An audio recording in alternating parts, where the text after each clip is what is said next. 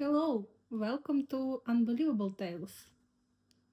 Who agrees to marry their boss just to save her company only to fall for her when it's far too late to undo the lie. Lucas Vance didn't believe in love or marriage or anything that couldn't be negotiated into a contract.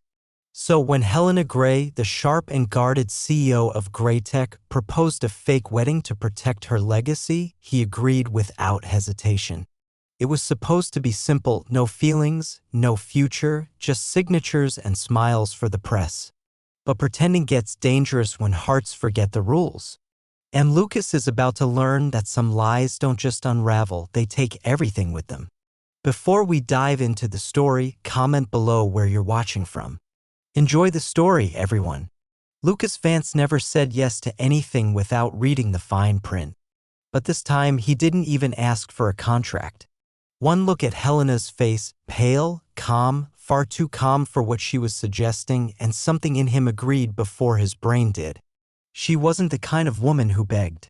She didn't plead or flutter her lashes or disguise a favor as flirtation. Helena Graye spoke in terms, deadlines, legal clauses. So when she walked into his office at 6:42 a.m. with tired eyes and said, "I need you to marry me," he didn't laugh. He just blinked. Once. "Is this some kind of elaborate metaphor?" he asked, setting down his coffee. "No," she replied. "I'm asking you to marry me. Temporarily. Publicly. In writing." He leaned back, watching her. "And emotionally? That won't be necessary." Lucas had known Helena for 5 years. He'd seen her turn boardrooms into war zones with nothing but a dry smile. She was brilliant, composed, infuriatingly private, and the only person whose approval ever made him second-guess himself. They were business partners, occasionally friends, never lovers. And yet here she was, asking him to pretend otherwise. She handed him a file, thick, tabbed, ruthless in its clarity. Her father's declining health. A predatory board member circling for control.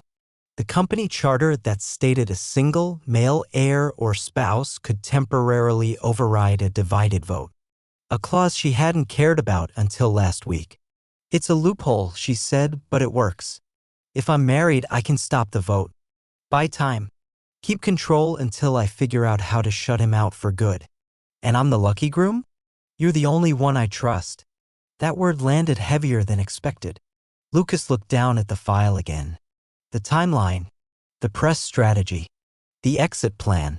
6 months, she said. "You can walk after that." He said nothing, just stared at the place on the page where his name had already been typed. "It's just theater," she added, quieter now. "A necessary performance." He glanced back at her. Her lips were drawn tight, her jaw set with that unshakable gray resolve, but her hands trembled just slightly when she tucked a strand of hair behind her ear. That was all it took. "I'll do it," he said. She blinked. "No conditions?" "One." Her brows lifted. "When it ends, I get to be the one who walks first." A beat of silence. Then, deal. They signed the agreement the next day. It was, on paper, pristine. A civil ceremony. A joint statement. No cohabitation required. No public displays beyond what the media needed. It was a business decision. Just another form of merger. But nothing about Helena Graye ever stayed just business.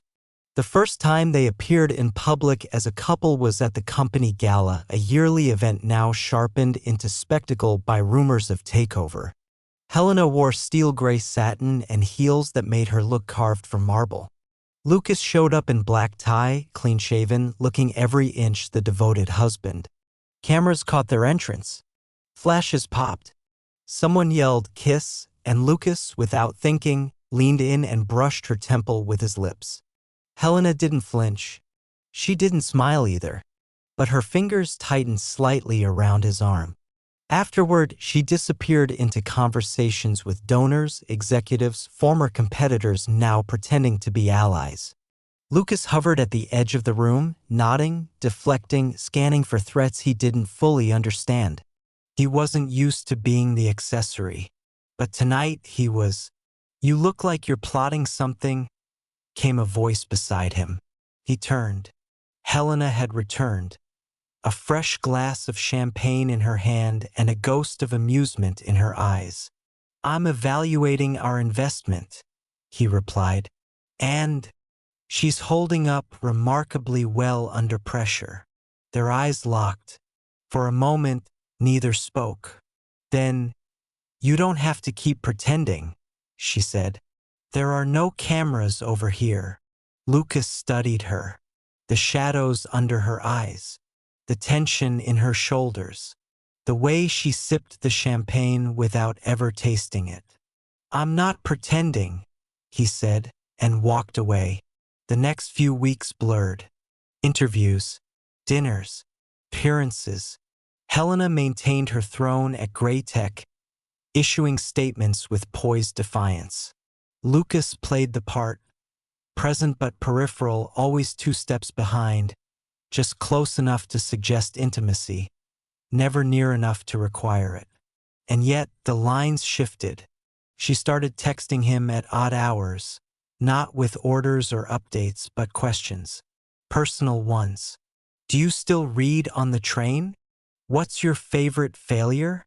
When you're quiet in a room full of people, what are you thinking about?" He answered, honestly, sometimes late, sometimes too carefully, but he answered. Once, after a charity auction, they sat in her car outside her penthouse in silence. "Do you ever regret it?" she asked. "The marriage?" "No. Your life." Lucas looked out the window. "Every day. Just not for long." She nodded. "Me too." They didn't go upstairs. They didn't talk about it again. But from that night on, something changed. They began rehearsing the story of how they met. Lucas, ever the strategist, insisted they align the timeline. "I don't want to lie and get caught," he said. "So let's rehearse it like a script," Helena offered. "Dinner at Bar Lowell. You had the scallops. I had bourbon. Too romantic. You wore a blue dress. I hate blue." "I don't believe you," he smirked. She rolled her eyes, but didn't deny it. It became a game, a story they told each other late at night over wine and dim lighting, not to fool the world, but to fool themselves. Until one evening, she said softly, "You know, if we weren't pretending, I think I might have said yes anyway." Lucas froze. Her gaze didn't leave him. "Say something," she whispered, but he couldn't. Not because he didn't want to, but because the thing he wanted to say felt like a betrayal of everything they hadn't agreed to. Instead, he stood, walked to the window, and stared out at a city that didn't know it was holding its breath. Behind him, she let the silence grow heavy. That night, he didn't sleep. Not because he was confused, because he wasn't. And that scared him more than anything. Helena didn't mention that night again. She returned to her routines, her bulletproof mornings and long, bruising meetings. Lucas did the same, or tried to. But every time he saw her, something silent passed between them. Not tension exactly, more like a question they were both afraid to answer. 3 weeks after that evening, they hosted an investor summit together. It was held in a glass atrium with floral walls and controlled lighting, attended by people who smiled with their teeth and spoke in coded threats. Lucas had stood beside power all his life, but Helena, she commanded it. She moved like she didn't owe the world an explanation, and for the first time, he realized he wasn't just admiring her control. He envied it.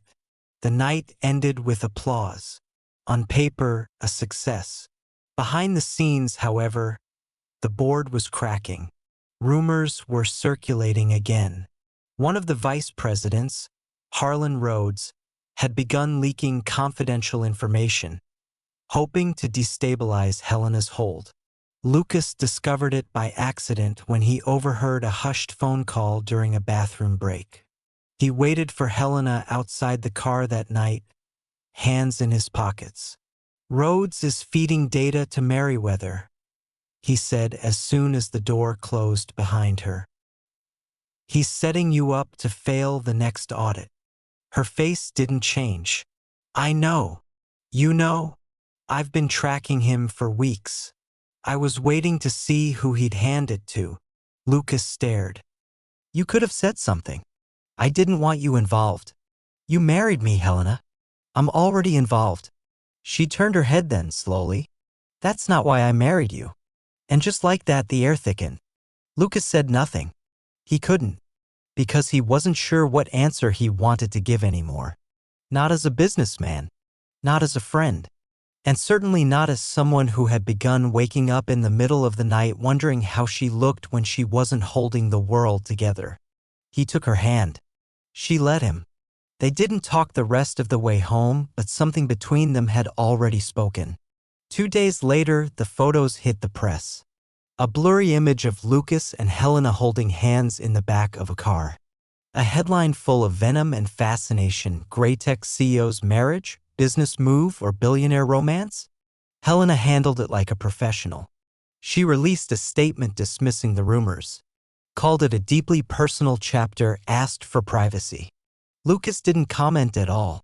But at home, if you could call her penthouse home, things shifted again. He began staying longer. They ate dinner together. Sometimes on the couch. Sometimes in silence. Once she fell asleep with her head on his shoulder while reading quarterly reports, and he didn't move for hours, afraid to disturb the stillness. When he did leave, it was with the scent of her shampoo on his coat and a strange ache in his chest that no contract could explain. And then came the call. Her father had taken a turn. Hospitalized. Delirious. Helena's hands shook when she read the text, though her voice stayed calm. I have to go to Boston, she said. You don't have to come. Lucas didn't ask. He just packed. The hospital was cold. Sterile. Her father, once a towering force in tech, was now a pale form against starched sheets, muttering numbers in his sleep. Helena stood by the bed like a statue. She didn't cry. Didn't flinch. But Lucas saw the break behind her silence.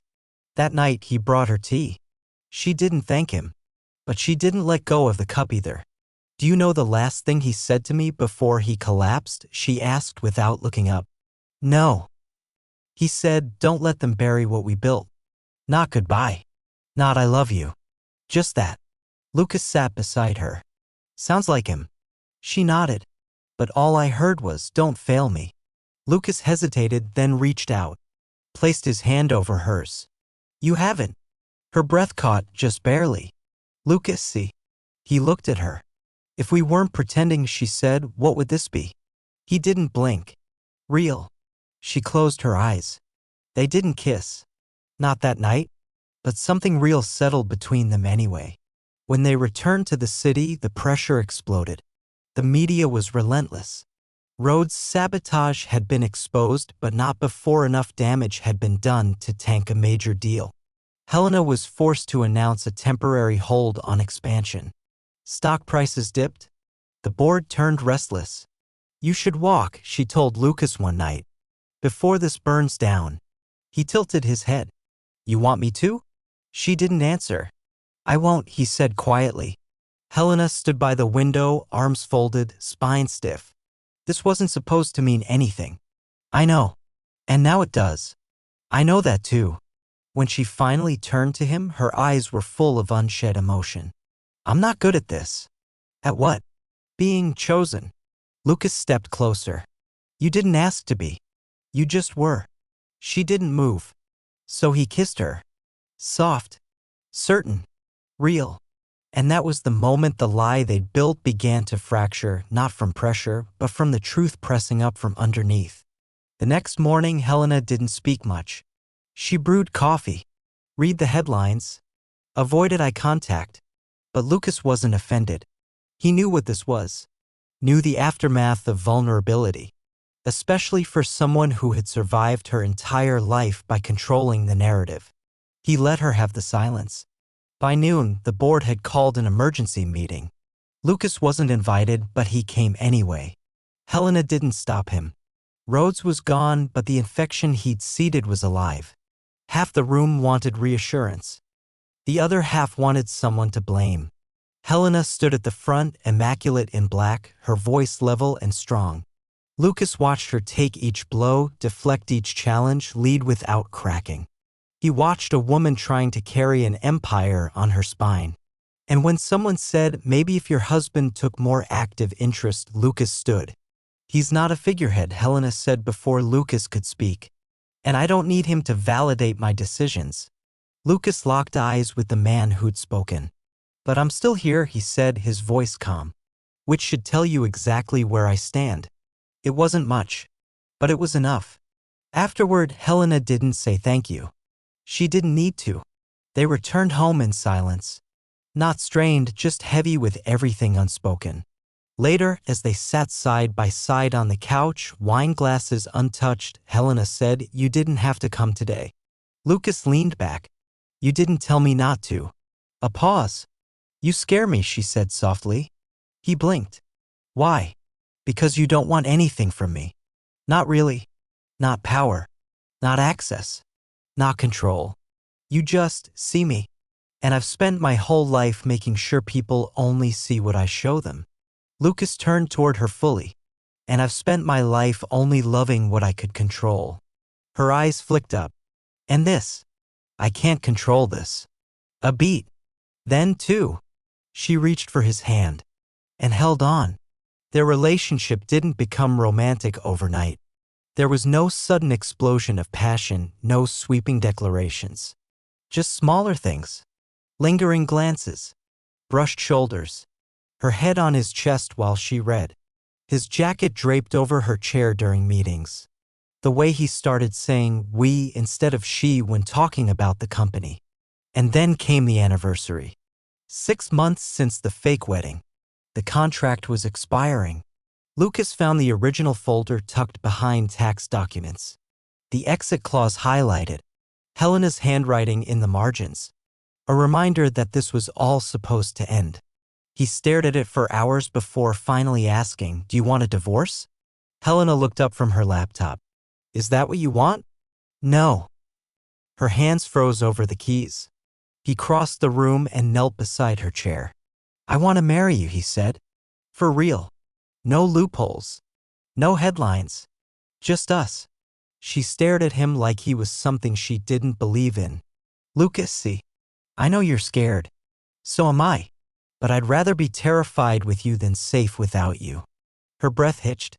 "I don't need a ceremony," she whispered. "Good," he said. "Because I already married you once. I just want the chance to mean it now." Her lips quirked. "You sure you're not a romantic?"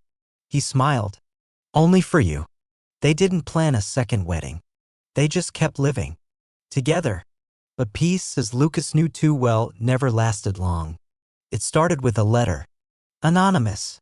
Delivered to Helena's desk without a return address. Inside, a photo. Grainy. Blurry. But unmistakable. Lucas, years ago, standing beside a man now serving time for insider trading. And a note. "Still think you know who you married?" Helena confronted him that night. "I need to ask you something," she said, holding the photo. Lucas took one look. "That's Marcus Layton. You knew him." "I worked with him. Once. Before I started Vance Equity. I cut ties long before the scandal. But your name never came up. Because I scrubbed it." She flinched. "Helena," he said quietly. "It wasn't illegal. But it was messy.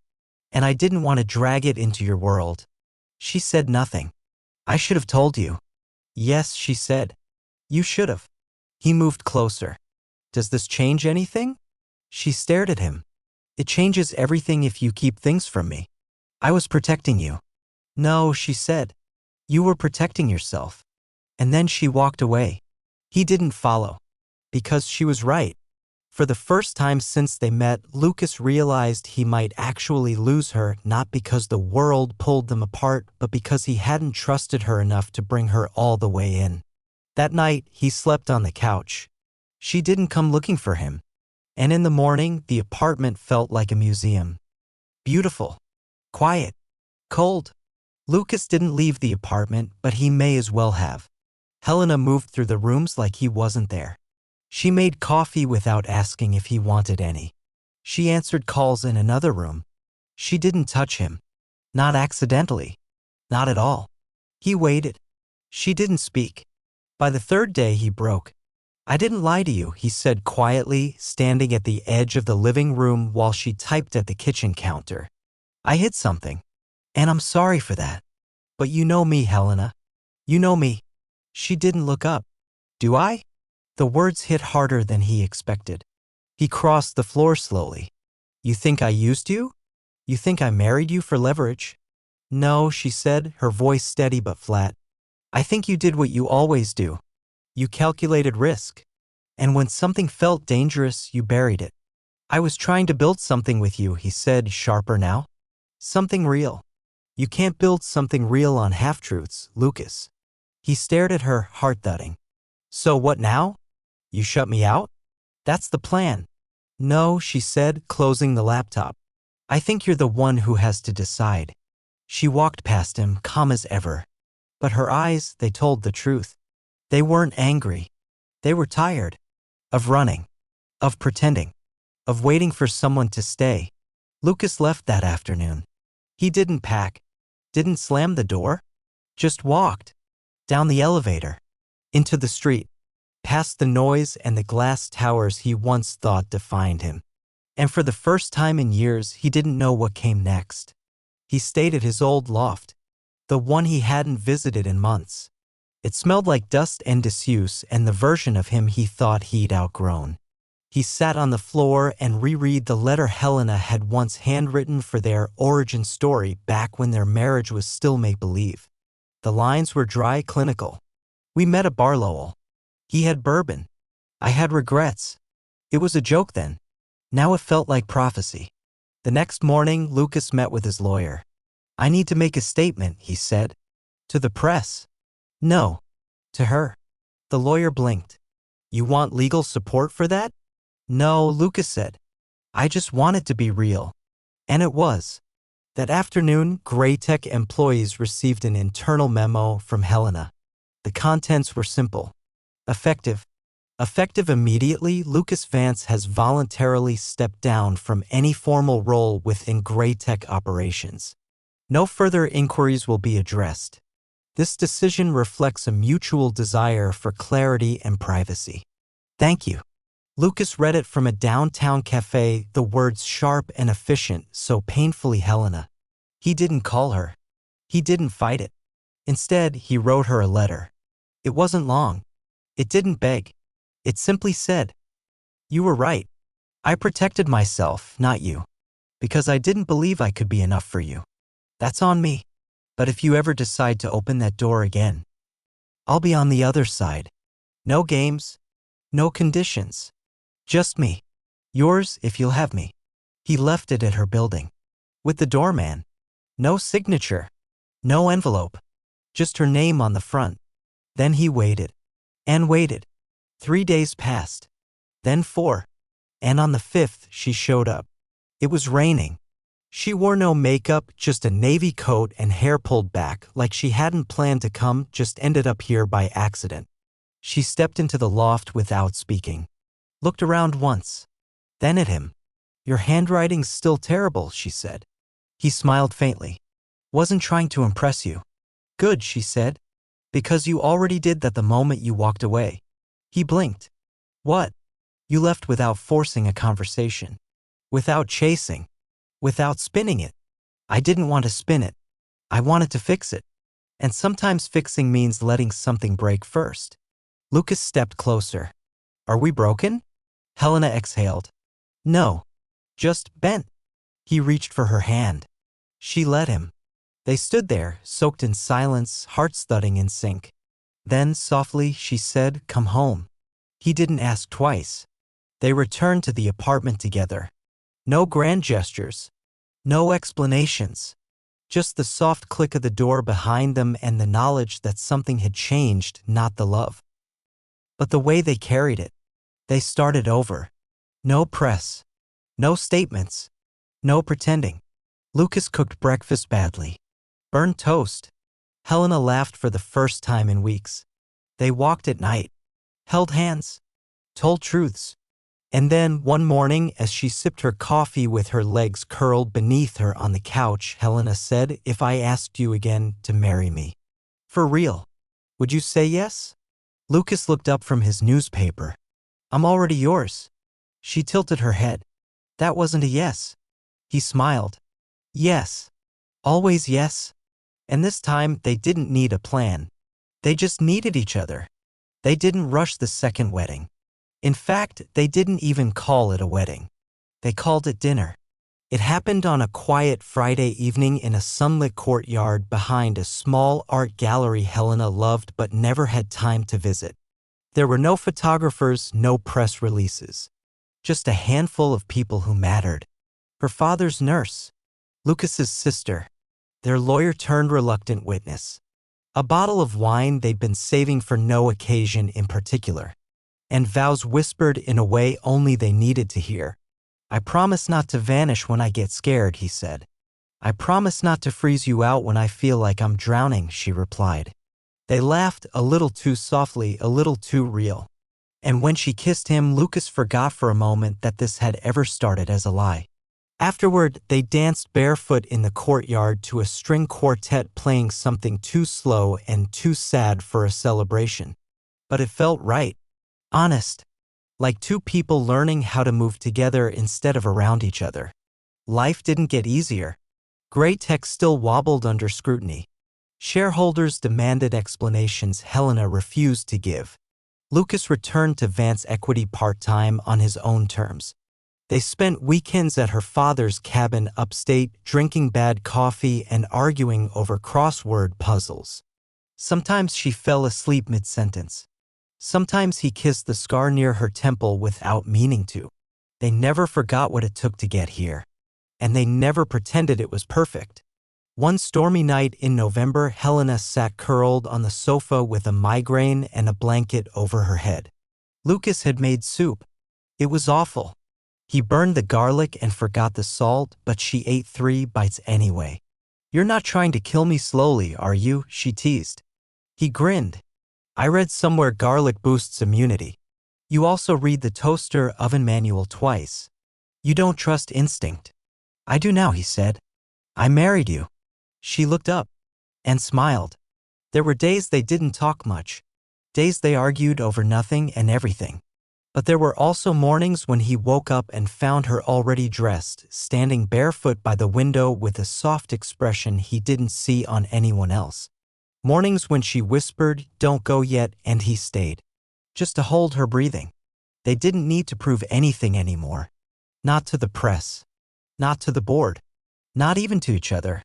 But one afternoon, months later, something small happened that changed everything again. Helena fainted in a meeting. No one panicked. She stood, dusted herself off, claimed low blood sugar. Lucas knew better. They sat in the doctor's office a week later, her fingers cold in his hand, neither of them breathing. "You're about 11 weeks along," the doctor said. Helena didn't speak. Lucas blinked once. Twice. She stared at the monitor. Then at him. "You okay?" she asked quietly. He swallowed. Yeah. Are you?" She nodded. Then whispered, "Are we ready for this?" Lucas exhaled. "We weren't ready for each other either. Look how that turned out." They told no one for the first few weeks. Not because they were hiding, but because it felt like a secret made of stars too delicate to name. She started wearing softer clothes. He started carrying snacks in his briefcase. They read parenting blogs at midnight and laughed at each other's notes. She cried once. Alone. In the bathroom.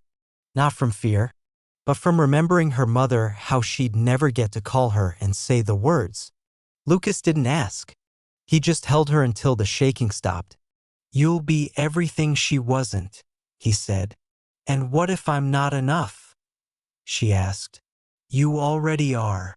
When the baby came, it was the middle of spring. The rain had just passed, and the sky outside the hospital window looked like something out of a dream. She was small, loud, and devastatingly perfect.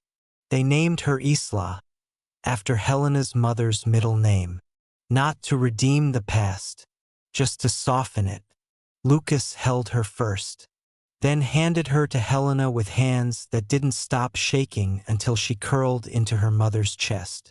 Later, as the nurses left and the room grew quiet, Helena looked at him through bleary, overwhelmed eyes. Do you think she knows? Knows what? That this wasn't how it started? Lucas brushed a finger over Isla's tiny fist. It doesn't matter how it started, he said. Only how it stayed. Helena leaned back, and for the first time in months they both exhaled. There would be headlines again. Photos, rumors, projections. But none of it mattered. Not anymore. Because somewhere between a lie and a vow, between silence and truth, between risk and rescue, they had become real. And nothing would ever be the same again. Not because they married each other, but because they stayed. Bye, and don't forget to subscribe to the channel.